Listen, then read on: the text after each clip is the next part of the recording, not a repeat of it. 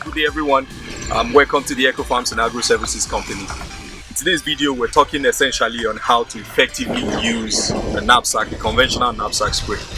It's no news that pests, insect pests, larvae and weeds are a menace in the farm.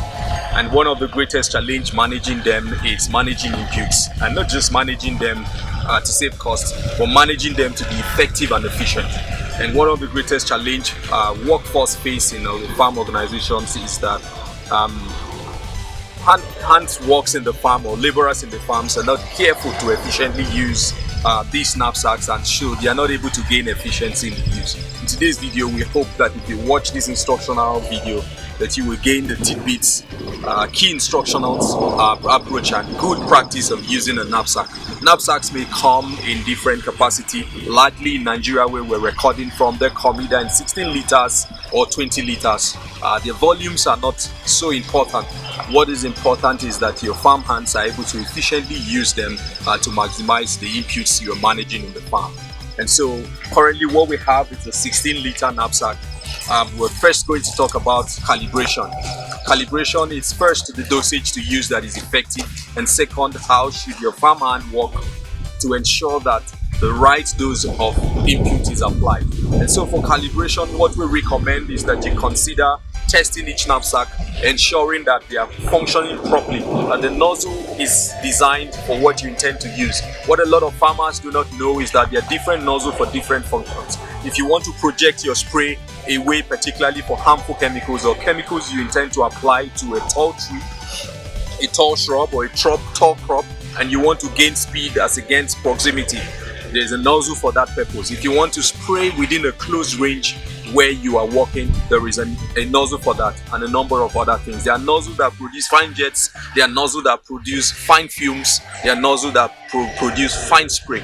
Understanding those nozzles and how to effectively use them is the right thing that the agronomist needs to teach his farm hands, because not all nozzles are for the same thing. The nozzle for applying insecticide, for example, to a short pepper crop is totally different from the nozzle that you'll be close to. It's totally different from the nozzle to use to apply herbicide to a bush and a tall shrub around you.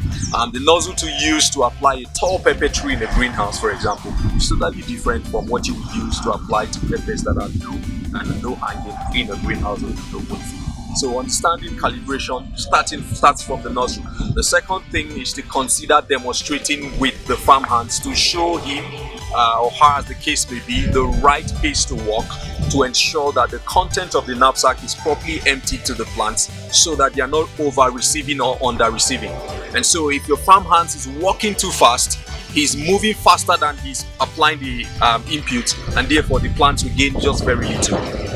And if it's moving too slow, the plants will gain too many, and then they may be stressed from excessive dose of the input. And so there is a precise way to work to synchronize your application with your steps so that you are giving the plants just the right dose. The next thing to look at is the safety of the farm worker. You need to understand that the safety of your workers is key.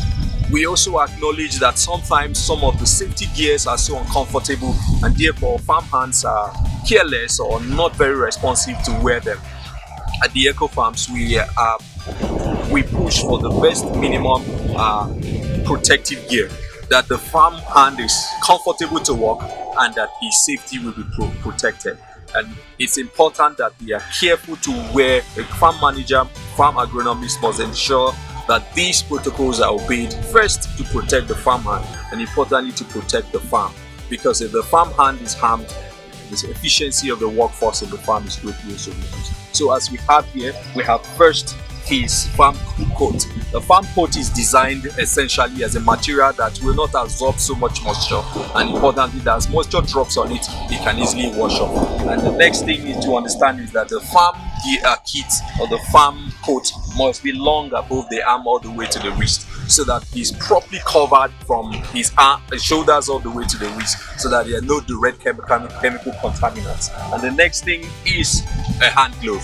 Hand gloves should either be fitted or lightly loose so that the farm hands or farm labor can work easily. The next obvious thing is his face shield.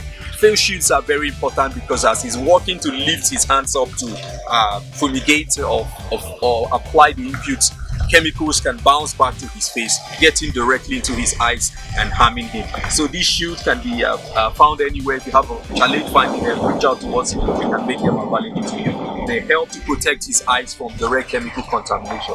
And then the next thing is his face or nose mask. The nose mask essentially is to help him to prevent the farmhand from absorbing the chemical fumes that he's applying in the farm. It's very easy, it's very comfortable, it's not going to be stressful. The next important things are his boots, all the way to his knees, so that he's protected as he's applying close to himself and direct applications are not there. The other key thing to look at is the direction of the wind. A lot of farmhands are careless on this. If you are spraying your chemical, the rule of thumb is you do not spray against the wind, because the wind, if it's against you, it's going to be bringing the inputs back to you and therefore risking exposing you to harm. You are supposed to spray with the wind direction. Most farms are able to afford the wind socks, like what you have in most farms or most airports or most environments when you're trying to study the wind, like the use of the wind vane.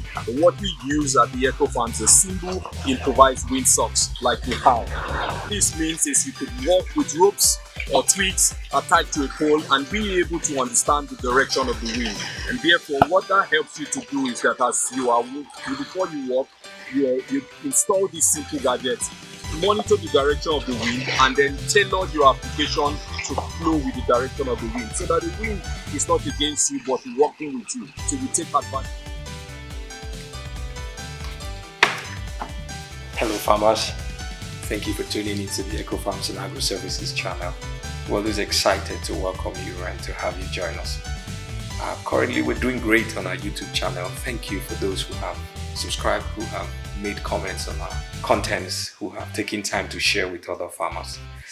We're eager to have access to more farmers because we know there is a need for contents designed to help farmers overcome growing challenges in the field. We encourage you to please share our contents with other farmers who will value these contents. Drop a comment where necessary, and do not forget to subscribe. In essence, what is key you understand is that your farmhand must understand how to efficiently deploy his knapsack so that he is able to manage the resources you are providing him. Most times it's common knowledge that farmers experience is an inefficient use of farm inputs, particularly use of insecticides or herbicides. It could largely be from the ineffectiveness of the input deployed. But most times what we found in practice in the farm is that the farm hands are not able to be properly guided and therefore not able to diligently deploy the knapsack.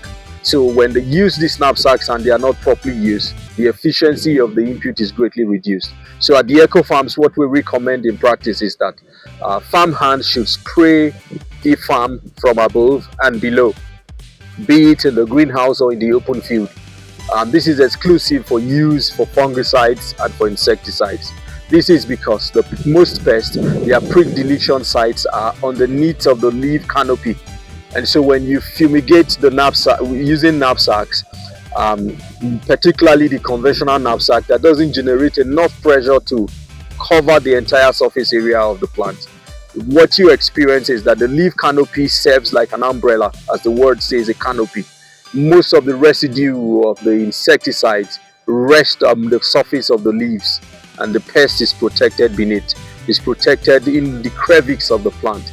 And so what is efficient you should do is to spray below and above, so that most pests that are below are equally sprayed, as well as those above. And so we're going to show by way of demonstration to you how to spray above and below. That's the most efficient way to spray. One other thing to also understand as we're discussing on calibration is the pace at which the farmhand is applying these inputs. If he walks too fast, the plants are underdosed. If he's walking too slow, they are overdosed and there's a challenge. There must be a key way to walk so that they are not underdosed nor overdosed, just sufficient for the plant. And that pace is to walk at a normal pace, not too fast, not too brisk, just sufficient, not too slow, but the normal walking pace, ensuring that your steps synchronize with the pressure you are generating, so that each plant is able to get sufficient input as is desired. Just some other precaution to consider when applying. Remember, we talked about understanding the direction of the wind, so that you are walking with the wind, not against the wind, so that the surface area of these plants receives sufficient materials. Now in the greenhouse, when you are spraying, you are not concerned about rain, you're not concerned about so much of the elements, because you can tamper with things, even though we insist spraying should be done by early mornings or late evenings. In the open field, you can't afford to risk spraying shortly before rains, because the rains will wash these imputes and they will have little or no effect. You can't also afford to spray at the peak of the sun, because the heat of the sun will combine with these imputes and most likely will burn off your plants, particularly when they are overdosed. So it's precautionary that the agronomists teach or train the farmhands to apply by late evenings or at most early hours of the mornings. We recommend at best late evenings, because you have more time through the night when there's dew for these imputes to properly kick in, as against early morning when in most locations the suns will rise early and may be a challenge. And so if you understand this precaution and you follow them properly, you will definitely be maximizing your inputs and cost of farm operations. And so we're going to go ahead and demonstrate to you how the farm should be properly sprayed. Here we have a habanero open field. You will see the farmhand demonstrating. At first, take your normal walking pace and fumigate from above. And while you spray above, spray simultaneously below. And the reason why he doesn't need to go all the way spraying above and then coming back to spray below is to save time, labor and efficiency. He's going to take his time to spray below and above, walking gently to ensure each plant gets the right dosage he needs the plants to get. He's paying attention to see what pest is available, what pest is flying away from the farm. He's taking note of that, and is able to guide him to know the direction the pest is moving to and what possible pests are available in the farm.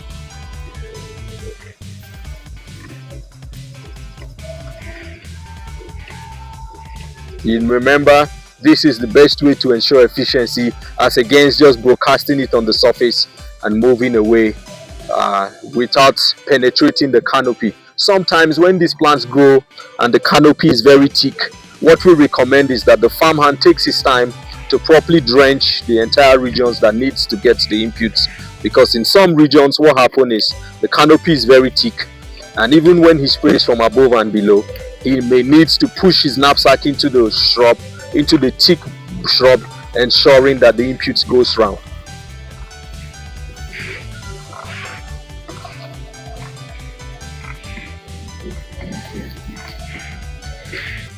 If you notice the direction of our wind, it's coming from north-south, and so he's able to spray facing there so that the wind works to his advantage. If he's going against the wind will continue to push the inputs to him, risking his health and wasting the inputs.